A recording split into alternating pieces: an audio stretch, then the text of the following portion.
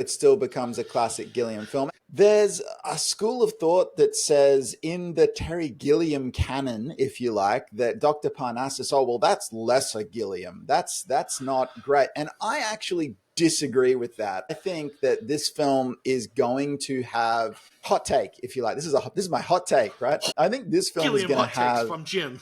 yeah, this film is gonna have a resurgence and it is going to be regarded as one of the best Gilliam movies in terms of its purity, in terms of the fact that Parnassus is a surrogate for Gilliam. Hello, welcome to Jim and Ben's Movie Adventures. My name is Ben and with me is... Dr. Parnassus. I was going to say, which one of the Heath Ledgers are you? Well, I think they all have the same name, so you know, They do all have the same name. And we watched The Imaginarium of Dr. Parnassus. This was a Jim pick and a very interesting pick, I must say. It fueled my brain quite a lot. I have no idea what you thought of it, but before we find out, let's have a brief and difficult to write synopsis of what is a challenging film to talk about. So let's have a look here. The Imaginarium of Dr. Parnassus follows the immortal Dr. Parnassus, leader of the mysterious theatre traveling troupe. Centuries ago, Parnassus made a deal with Mr. Nick, implied to be some sort of trickster or the devil, trading his soul for immortality. Later, he struck another bargain. In exchange for youth and romance, he promised to give Mr. Nick any child that he had on their 16th birthday. Now that day has come for his daughter Valentina, and Dr. Parnassus is desperate to save her. Their magic stage show features a mirror that allows people to enter surreal landscapes shaped by their imagination, where they must choose between enlightenment and temptation. The troupe soon encounters the mysterious amnesiac Tony, played by Heath Ledger, and later by Johnny Depp, Jude Law, and Colin Farrell after Ledger's death mid-production, who joins them to help modernize the show to draw bigger crowds.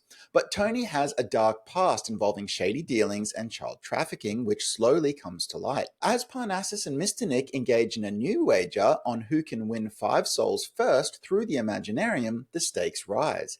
Valentina is drawn to Tony, unaware of his secrets, and the line between illusion and reality begins to blur. In the end, Parnassus must confront the consequences of his constant bargains with Mr. Nick. Tony's fate is sealed in the surreal world behind the mirror, and Mr. Nick proves once again to be a trickster who delights in human folly. Parnassus ultimately finds a kind of redemption, walking the streets as a humble toy maker while his daughter begins a new life, free at last from Mr. Nick's grip. Good job. Yeah, look, you can tell from the cadence that it had some chat GPT assistance, but again, this was not one prompt because that was a very difficult film to actually get to. So certainly had to workshop that one a little bit. But tell us a bit about the production because I want to dive into our thoughts. Directed by Terry Gilliam of Fear and Loathing in Las Vegas, Time Bandits, The Adventures of Baron Munchausen, and Monty Python fame. Written by said Terry Gilliam and Charles McEwen, starring Heath Ledger, Christopher Plummer, Vern Troyer, Andrew Garfield, Lily Cole, Tom Waits, Johnny Depp, Colin Farrell, and Jude Law. I don't often bring the cinematographer into it or cinematography, but I thought it was worth it for this movie in Nicola Piccarini. A budget of $30 million, box office of $64.4 million. This was a difficult movie for us to watch. Streaming, it's not the easiest thing to find, and we did find it. But even in its kind of lower quality that we viewed it in, it's a beautiful film. It's a film that is very much trying to evoke striking imagery, both in its filmed content and its CGI content. And I just thought it was very important that the look of this film be credited, especially between Gilliam and Nicola. It's a film that is obscure and absurd and striking is how I would describe it. It's definitely a film that is trying to make you think, and it's trying to make you think hard because there are definitely a few different things that you can kind of theorize and pontificate on, and do you agree with that person or this person? I enjoyed watching it. I enjoyed it a lot, but it's not a movie I would rush out to watch again. I'm getting a light, tentative, it was good from you, Ben, without too much commitment or gush. I would recommend this movie to anyone. Okay. as I said, I enjoyed the watching experience, but it's not an experience that at the end of it left me like energized of like, I just saw the coolest movie ever. It just kept making me think after the film, and I think that's a great success in itself. Yeah, and look, it's good to hear you say that it made you think after the film, because this was a movie that have for me has only grown in my fondness for it with time. So I saw this at the cinemas, way back in 2009, and it was a film that I saw and I went, that was interesting, kind of liked it, but I didn't give it too much more thought. And I kept returning to it. I kept going, man, that movie, there's something about that movie. There's a lot going on. And I just kept coming back to the well. And now, all these years later, it's really turned into a film that I actually love. And there's so much about it that I enjoy. There's so many viewings of it that I have a viewing of Dr. Parnassus and then I go, I want to research that element of it. Where does that come from? And then you could go in, and whether it's a technical thing or a story thing, there's so much for me here to dive into, So It's a film that uses many film techniques and it delves into many philosophies. yes. It doesn't stick with a thing. And that, as I said, makes it, I kind of alluded to it at the start. The first 30 minutes of this film, my brain had trouble staying with it. Not because it was complicated, just like I kept getting distracted or pulled away or whatever like that.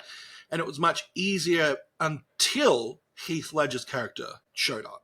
And that's almost like 25 to 30 minutes into the film almost. Yeah, it's pretty deep. Like, it's after the half-hour point. That character is a very missing puzzle piece to this film. And this film's a little odd in itself as well, as it's driven by almost both of its antagonists. Like, its protagonists are kind of caught up in the wash of the actions of these other two characters, and through Parnassus's own folly and things like that, get kind of pulled along or tricked into kind of being part of their world. And it's kind of interesting that they're kind of almost the engine of the film. Yeah. So let's talk about, I feel like we've almost broken into like two categories, and I find both fascinating. So let's talk about like story world and philosophies and that kind of thing first, and then we can maybe look at the technical side after that, because we've already sort of started on the story world and philosophies, but like, so it mixes kind of Eastern and Western philosophies in this film. Western so much as in the depiction of our devil character, Mr. Nick, but also not full. Like, it doesn't go Dante with it, obviously. It's more of a, not charismatic, but it's more of a trickster devil, right? Well, it's more of a devil who delights in the dilemma rather than the outcome. It's very much, it's Faustian, so yes. it's a bargain. It's a huge sort of riff on the Faustian tale, and the idea that, yes, they made a bargain. And even though in the film, I think for simplicity's sake, they've called Mr. Nick the devil, I don't think really, he is.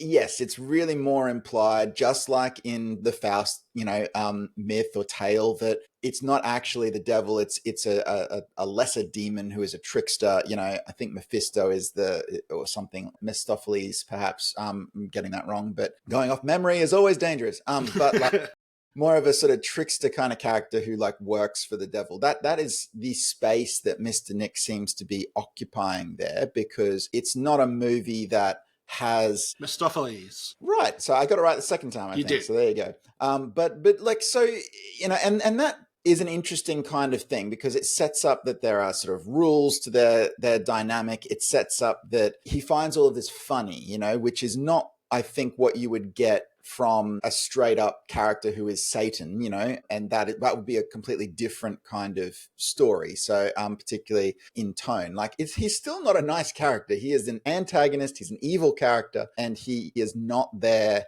to be redeemed in any way at all. In D&D terms, I would class him more as chaotic evil. So he's more interested in the process than the outcome. Like, even at the end of this film, he wins. He wins, but he doesn't necessarily take his prize in the way you'd expect, right? Like, he doesn't kind of delight in the win as much as he delights in how it got there. And I actually found that really interesting. Like, you can tell that he's just going to move on to the next person to persecute for the next however long. And he, it's not about like claiming the end prize. Although, it's also the idea that he's still going to play with Parnassus, Yes. because, Parnassus is a gambler ultimately who can't actually let go of this idea that he might win.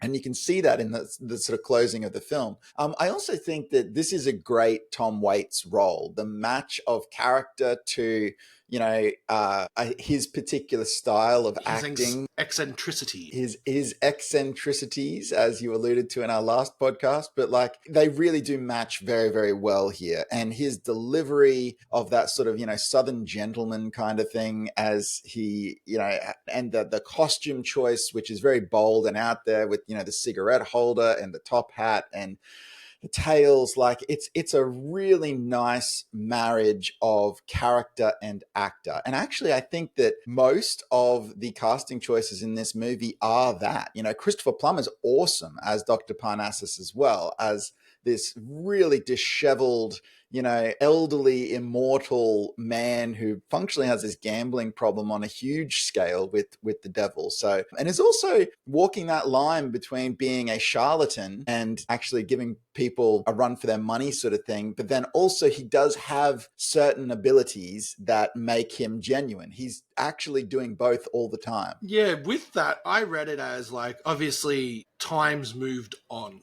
and people couldn't accept what he was as easily as they could before. So he almost melded or fell or slowly slid into that charlatan-esque performer to just get those dregs of humanity until Tony came along and made it a lot easier, obviously. It was very interesting that you go from this enlightened monk who is defending the story or the fiction or the imagination of the world to this character, Nick, at first. And then he makes his first gamble. And then he wins and he gets that taste. And he's like, I can win again. And then he becomes addicted to it like anybody can. Gambling is insidious, and this movie shows it in just a more kind of esoteric and metaphorical way. But yeah, it's really interesting. But yeah, as I said, story-wise, this movie didn't kind of click for me fully until the character of Tony, or Heath Ledger's character, came along. And Heath Ledger is effectively the longest game these two people play in this film. Like, he is a larger, grander representation of the game that Parnassus and Nick play, in that it just takes him a lot longer to kind of fall back into his ways, I suppose. I did not read it that way. I felt like Tony's such an interesting character all the way through. There's a lot of different ways you could read it. I felt he was a villain the whole time who was simply then revealed to be such at the end of the film. And really, Anton, played by Andrew Garfield, is the character who, while yes, he is jealous of Tony, he never trusts Tony, and he always suspects that Tony is hiding something. Tony is saying, oh, I've got memory loss. It's like, do you? I don't think you do. That's what I was going to say. Is he an amnesiac then? Because that changes the reading. Well, I think no. Like, when I actually look at the movie, I think he does remember, he does know the entire time, and instead he's playing this game. He recognizes, for instance, I think they're supposed to be Russians. When they actually go to the more upscale part. So therefore, he's always hiding these facts about himself, and he is on the run at the start of the movie. And really, the Imaginarium and the troupe provides the perfect cover, because he's like, no, I don't want to leave these people. These people are off the grid. These people can't be found easily. These people are people who I can stay with in order to hide from both the authorities and also these gangsters who are after me. Fair enough, yeah, because like I read it as the first time I've really seen it.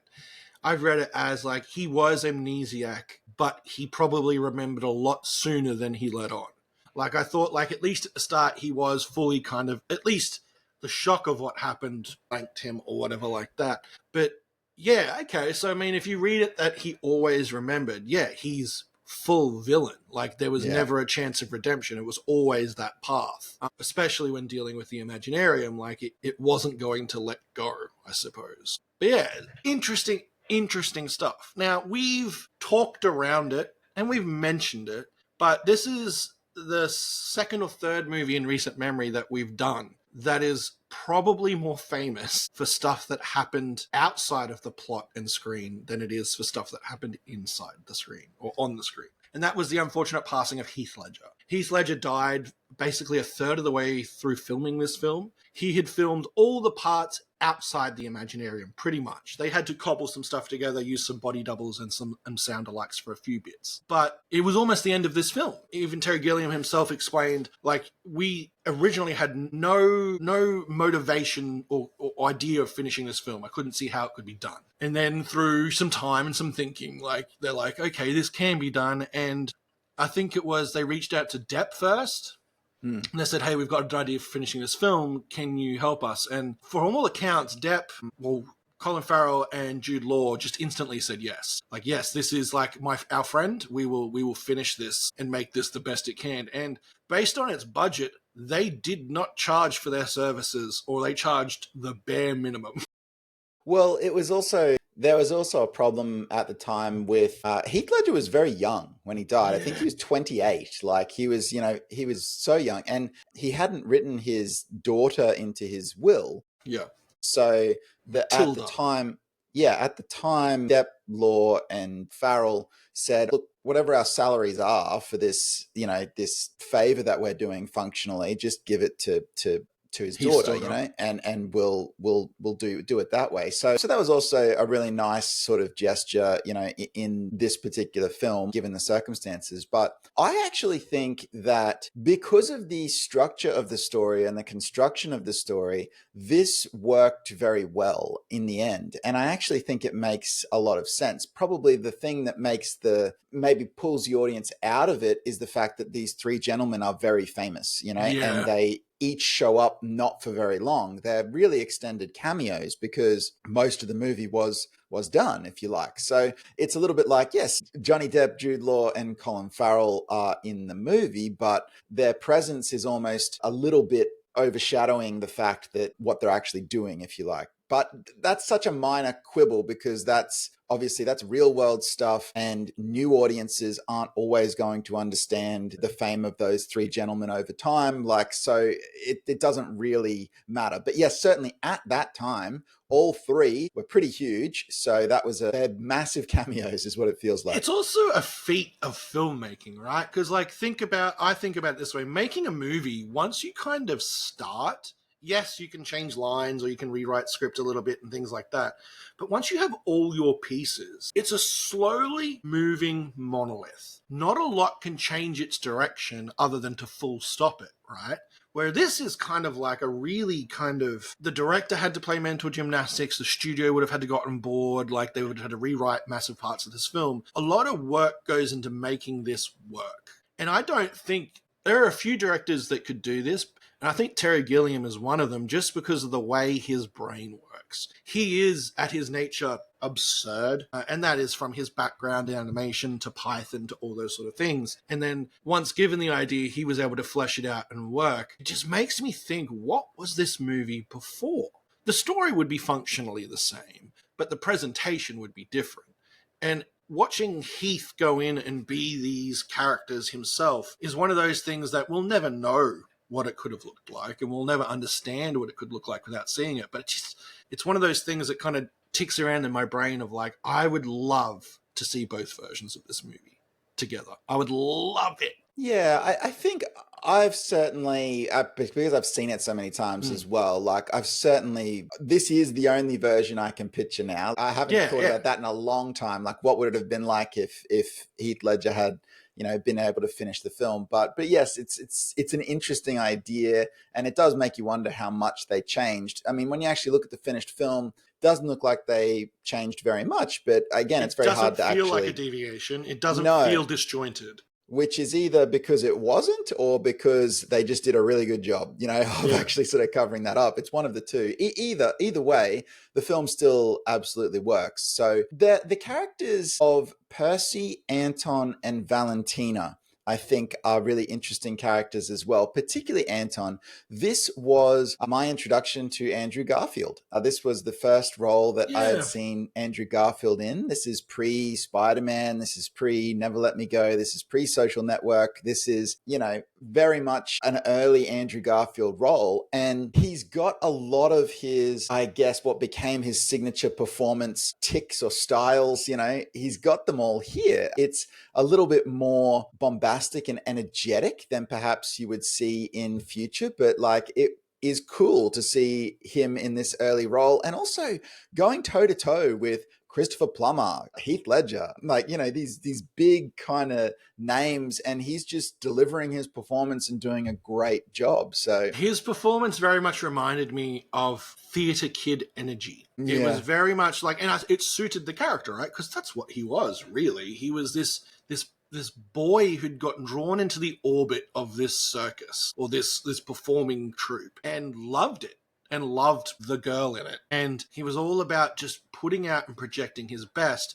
But you could see quite literally at times the uncertainty underneath the character. And I really liked his character too. The character of Percy confused me. Yeah, it's a bit inconsistent. Like, interesting, and is played as almost like the oldest confidant of Parnassus. But how is he the oldest confidant of Parnassus? Yeah. He didn't become immortal. I've thought about that quite a bit because I wondered if you'd bring that up, but that is an inconsistency in the film. However, it is also really strongly implied that all of the bargains that we see Parnassus and Mr. Nick make are not shown to us, because the idea is that they have both been playing this game for centuries. So in my headcanon, if you like, I don't think it's too much of a stretch to say that at one point Percy, as his companion, was brought into one of the bargains, but no, it's never mentioned as that has happened. You have to make a leap. The way I dealt with it in the film is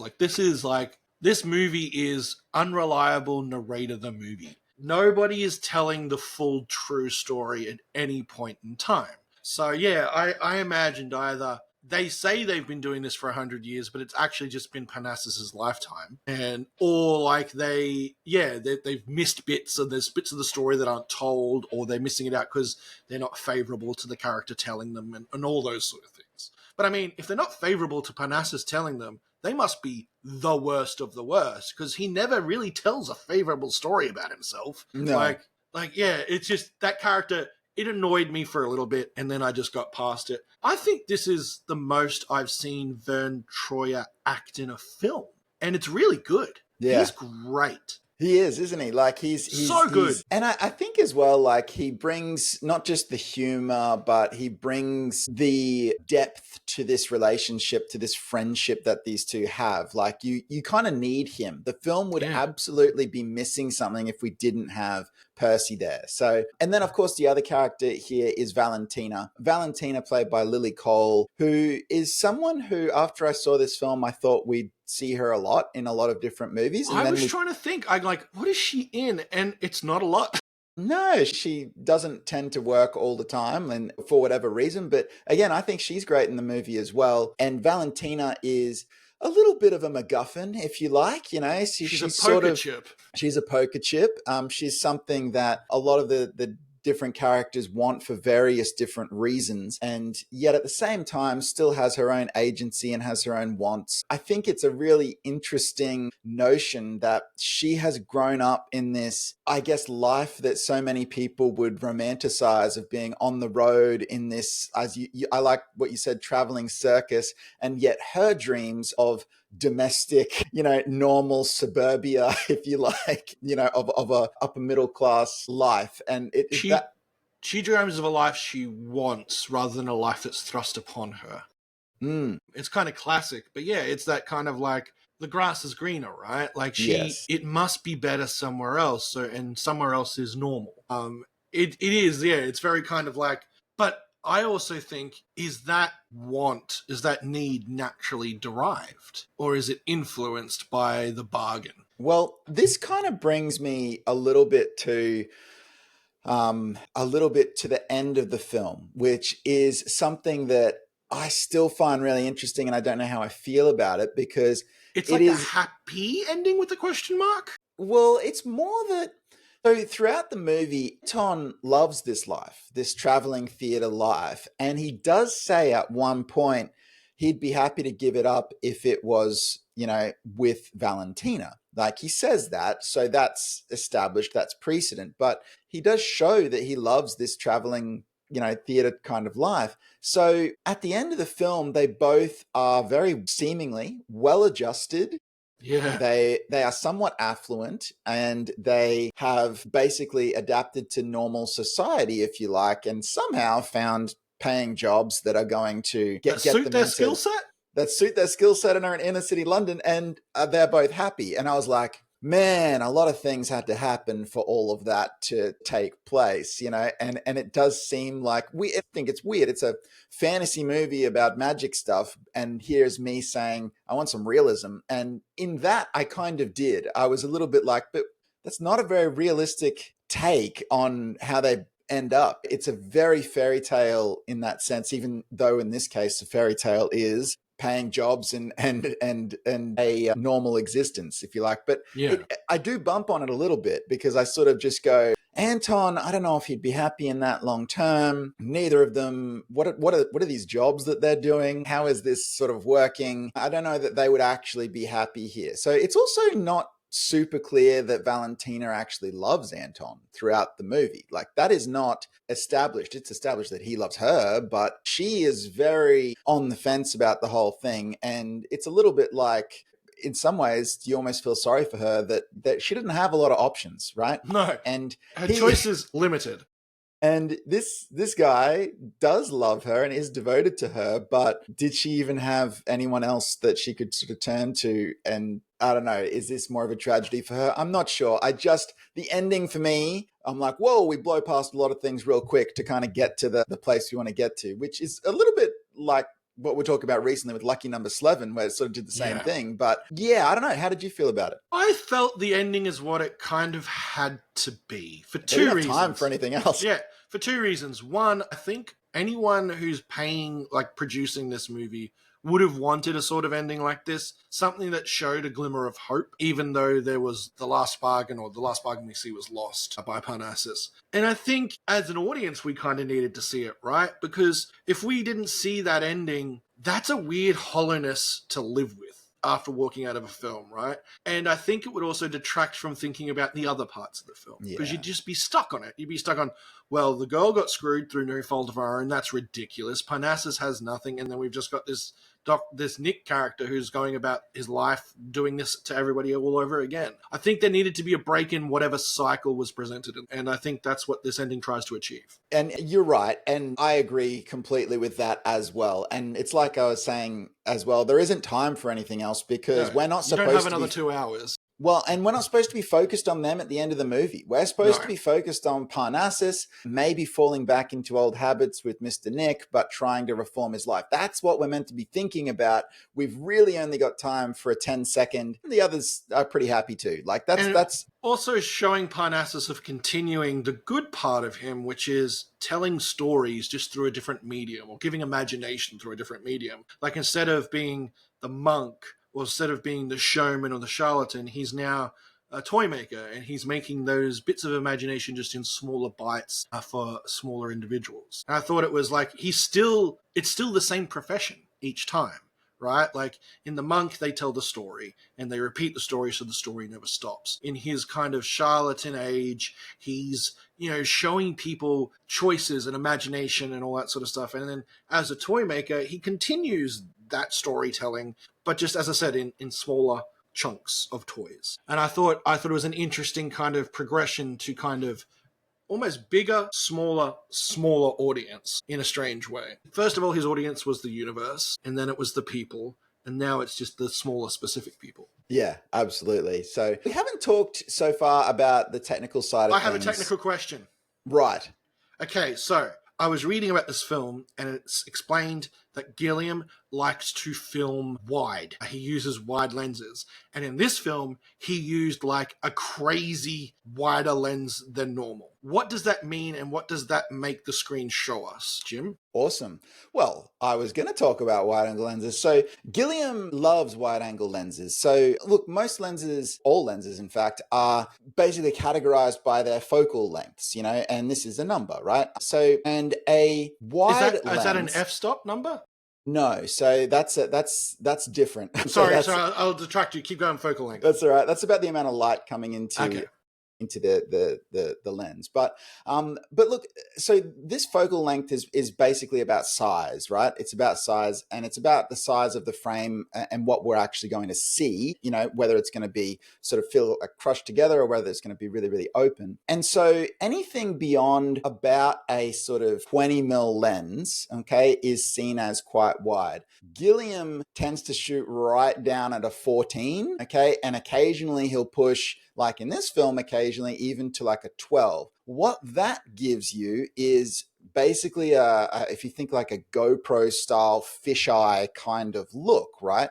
And it really expands the whole frame, and it also distorts things in the frame. If you have something that is sort of center frame and you're in a close up and you're on a lens that is that wide, it will stretch and warp and bow the image, you know. And then at the edges of the image, you will get that fisheye kind of fall off. It also means that in order to shoot traditional Hollywood style coverage where we have close-ups and things like that, your camera's got to be like this close to your actor's face, because that's how you're actually going to get the right look there. So it's a very unusual way to shoot. And the other thing that will actually do is it will sort of even out a lot of jitter, if you like, in the camera, which means you can kind of move it and you get more of a sort of rushing kind of sense when you actually put a camera move on, because all of this stuff is flowing past the camera at the edges really, really quickly. It also allows you to do things like Dutched angles, and you fit a lot in the frame, and you can really observe what they call your mise en scène, or arrangement of objects in the frame. So I used to use that word a lot. Yeah. I try not to use it too much because it's doesn't it just mean what's in the frame? It's all it means is what's in the frame. Yeah. And it's somewhat pretentious to say it all the time, but like I used to call everything mise en scène in films. Well, you're not wrong, but it's also just like you have to, you know. But anyway, like, so Gilliam is known for shooting wide. Gilliam loves shooting wide. He loves the distortion. He loves the strange artifacts that appear in the frame. He also likes using unique lenses that are vintage lenses and hard to replicate. You can't necessarily get them off the shelf, you know, lost to the history of time sort of thing. And I love that kind of stuff. It makes so much sense with his background and his history, right? His history is looking different. His history is behaving different, whether it was with Python or his animations or his early films and stuff like that. It was always about the uniqueness isn't a word, but the individual look that he could provide that nobody else could. And you definitely get that in this film. And you explaining the wide angle lens makes so much sense when you think about the character of the director and the man, and even the stories he tells. Like, his stories fit that visual style because they're his stories, they're his adaptations, they're his things. So yeah, that's actually gives depth. Knowing that gives depth to the film. It does. And sometimes, look, Gilliam's been accused, if you like, of overusing it. But too much mise en scène. But again, in this film, it's so suited, you know, and it really goes with the surrealist look. And I think as well, there's that sort of, and again, I'm going to use another pretentious term here, yes. But that sort of like, on the visual front, the look of the whole theatre troupe and the wagon, the Commedia dell'arte is, I think, how you're supposed to say it. Commedia dell'arte.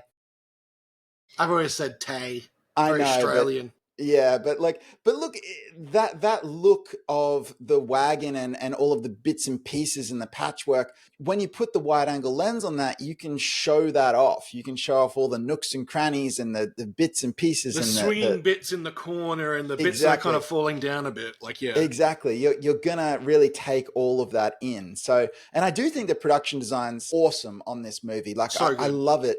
And even when they're in, just when you take that wagon, if you like, the Imaginarium wagon, and you just put it in these various locations around London, these dilapidated kind of, you know, almost like bombed out locations that they found. And I'm like, this is like awesome visual material right now. It provides such an anachronistic clash in some of those scenes of like, that's a supermarket, and they're just parked in the parking lot and setting up as if they're going to do a show and everyone's expecting them. And it's just like this kind of wonderful, it's true absurdism, right? Mm. Like the characters themselves in the troupe see this as normal.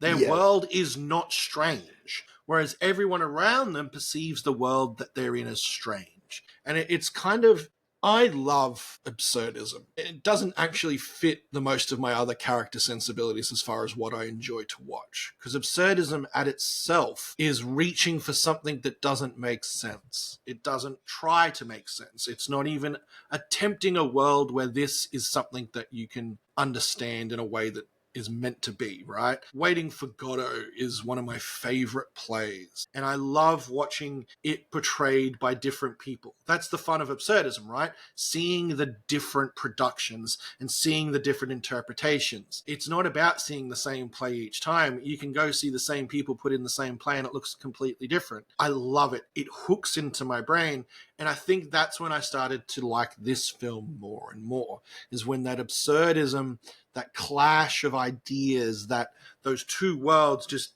bouncing off each other really kind of decided to hook in. And then the movie starts to pull the outside into the absurdism. It starts to pull people, more and more people in, because Tony can speak better and communicate better and charm people better.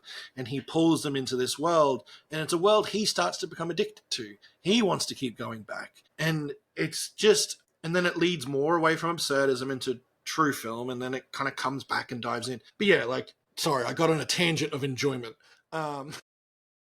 It's Yeah, good though, right? Like that's what you can do all this with this movie. This movie lets you do that. And it swings for the fences. A lot of big swings in this movie. It's not a movie that's afraid. There's a bunch of stuff in this movie that you would say, oh, that's not PC, if you like. That's not, you can't do that. Like, and the movie just does it because the story requires them to do it. And Gilliam is a fearless storyteller in that sense. He's like, no, this is the story I'm telling. So these events will happen in this way. Some of them are distasteful. Some of them are interesting. Some of them are absurd.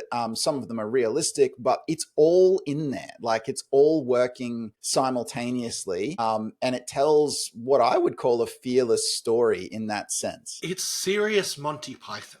It's Monty Python without the jokes per minute. In that sensibility is the same. Like, I think Python shouldn't be defined by its funniness. It should be defined by its fearlessness. It's throwing a joke out there and not caring if people laugh. And Gilliam's the same.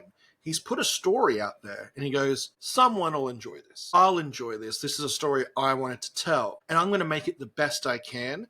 But it doesn't matter if somebody doesn't like it. It doesn't matter if it doesn't fit their perception. And that's what this film feels like. That's what all of Gilliam's films feel like. It's like a fearlessness of, I'm going to tell this story. I'm going to shoot it the way I want to. I'm going to make it look the way I want to. I mean, we've spoken about it before. He's an auteur. He has a singular vision that he carries through, and he touches every department. And that's the product you get. And that's definitely the product you get here, with some side trips and some detours and some things like that. And the more, you said it earlier, the more I think about it, it is weird bumping off of Depp and Jude Law and Colin Farrell, but it's weird in a way that fits this film. Yeah, that's right. It doesn't, he managed to deal with that. He included issue. the bump. Exactly. The bump was included in the process. Yeah, and it still becomes a classic Gilliam film. And that's the other thing. I think I'd go out on a limb as well, because there's a school of thought that says, in the Terry Gilliam canon, if you like, that Dr. Parnassus, oh, well, that's lesser Gilliam. That's not great. And I actually disagree with that. I think that this film is going to have, hot take, if you like. This is my hot take, right? I think this film Gilliam is going to have, takes from Jim. Yeah, this film is gonna have a resurgence, and it is going to be regarded as one of the best Gilliam movies in terms of its purity, in terms of the fact that Parnassus is a surrogate for Gilliam. So in terms of a window into this man's mind, the character, the lead, for want of a better term, even though this is an ensemble film, the lead of this film is actually showing us who Gilliam is in a lot of ways as this sort of consummate storyteller. And there's so much of his unique vision and passion in this movie that I just am like, this is not Lesser Gilliam. Agreed. I mean, look, it's got like 4 years, 5 years until it kind of hits the area where cult status starts to become a thing, depending on how you judge that. But yeah, I think this film, you're looking online, this film has its audience. It has its people. There are people who like to pull this movie apart or have liked to pull this movie apart. There are people who enjoy all aspects of it, including the outside world, the real world stuff that happened around this film. This film, I think, will have a mystique for a while, as it should. I have something embarrassing to admit, though. I try not to research the movies I haven't seen before I watch them. Usually I know something about them. About halfway through this film, I'm like, man, it's so cool to see Michael Gambon do other stuff. And then I'm watching the credits, and then at the end of the film, I'm like, oh, I'm an idiot. That's Christopher Plummer. I'm like, I just thought it was Michael Gambon for most of that film. And it fits. They could both do that character, but God, I'm an idiot. Like, I felt so dumb. Well, look, I could actually talk more, but our time has elapsed. We've actually gone longer than we usually would on this particular podcast. So it felt natural. It felt comfortable. It's gone so long that I've regrown my beardiness in the time that we've been talking. But look, why don't you tell us a bit about where the good people of the interwebs can find us so that you can then tell us what we're going to watch next time? YouTube, Spotify, iTunes. Have you heard of them? I have. They're places where you can find us, Jim and Ben's Movie Adventures. You can find us by looking up those exact words, Jim and Ben's Movie Adventures. If you do find us on iTunes, YouTube, or Spotify, like, comment, subscribe, follow. Let us know what you loved about this movie. Let us know your absurdisms. Let us know your favorite Terry Gilliam film and whether this is in there. If you want to follow us on social media, you can do us in 2 places. You can follow us on Instagram, Jim_and_Ben, or you can follow us on TikTok, Jim and Ben's Movie Adventures. Now, from a movie that was rich tapestry of morals, fibers, absurdism, a movie that has aged like a fine wine. What you're setting up here. I don't like We're going to a movie that hasn't had enough time to age. This may be the most current movie we've ever watched. I know I have not seen it myself. I have heard side peripheral things about it, and I've deliberately tried to avoid it for the last 2 weeks. It is on Netflix, so everybody can watch it. And I guess what I just cancelled last week. No, we'll sort that out. No problems. Here's the rub. I don't think this is a good movie. We're going to watch The Electric State. Oh, okay. And I want to watch it just because it's so new. I want to watch something that is so new and exists in a new ecosystem of direct release with streaming. Okay. Look, well, you might have to come over my house and actually, log in with your Netflix so that we can watch We'll sort this out. We'll get it done. But yeah, we're going to watch The Electric State. It is a robot film, and it is the girl from Stranger Things, and it is, Star-Lord, and it is a few things. The girl from Stranger Things? Do you mean Millie Bobby Brown, Ben? You can't even bother to get the name right. By the way, we should tell everybody. So I canceled Netflix. We also have a Patreon. If you want to, it's just to pay for Jim's Netflix. Yeah, we just need one person per month, really. We don't have a Patreon. We don't have a Patreon. Anyway, all right. Look, we'll work out a way. We'll check out The Electric State, and we will see you next time. So thanks very much for coming with us on the journey for the Imaginarium of Dr. Parnassus. Bye. Bye.